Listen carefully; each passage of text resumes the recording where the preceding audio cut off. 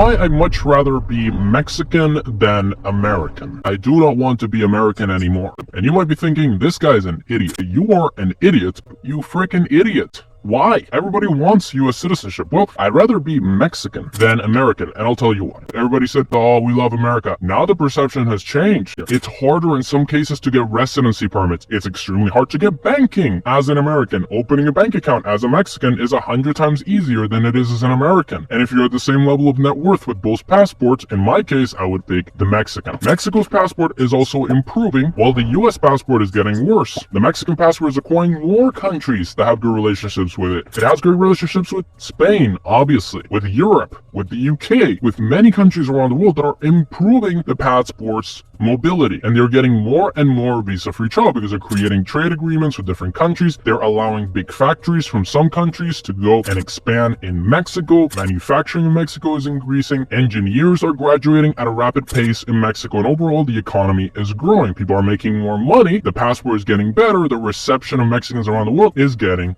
better. Versus America, it's getting worse. So you have to look at the trajectory of both passports, of both ideas of both countries around the world. Mexico wins in this case. Mexico also doesn't cause any red flags. As an American, you try to go open a bank account, you try to go open a crypto account, vodka, million questions, fill out these million documents because of the US government, US taxes.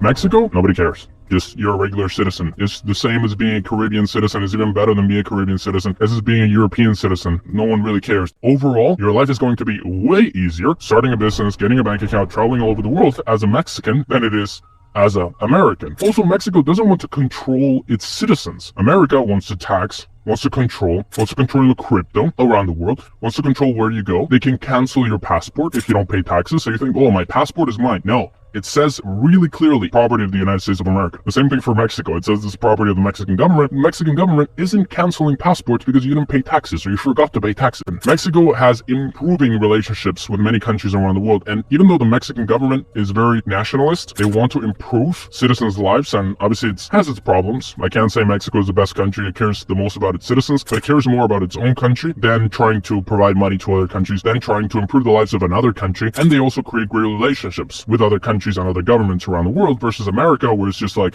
oh, we don't like that country, let's bomb it. Our citizens don't matter, let's take their money and just use it for other countries. So they really use their citizens as slaves for their own purpose and then spend money wherever they want, versus Mexico actually tries to improve the economy inside. Many reasons why I prefer being a Mexican and why people call me an idiot for not wanting a US passport. And don't tell me, oh, but you have the cartels. The cartels are in America too. Crime in America is even worse, I would argue, in some places than it is in Mexico. In Mexico City, where I spend a lot of time, in Cancun, you're way less likely to be murdered than in the worst parts of the United States and in some popular parts of the United States. And now it's getting even worse with the crime. And you have this huge migrant influx, which are not Mexicans, it's not us, it's Hondurans, Salvadorians, to a certain extent, Venezuelans, some Colombians, some people from all over South and Central America. It's usually not Mexicans crossing the border because Mexicans can get a visa easily. All the other people that are trying to cross the border, they say, oh, those Mexicans crossing the border. No, they're crossing the Mexico-US border. They're not Mexican. You have this massive problem in the US with the migrant crisis.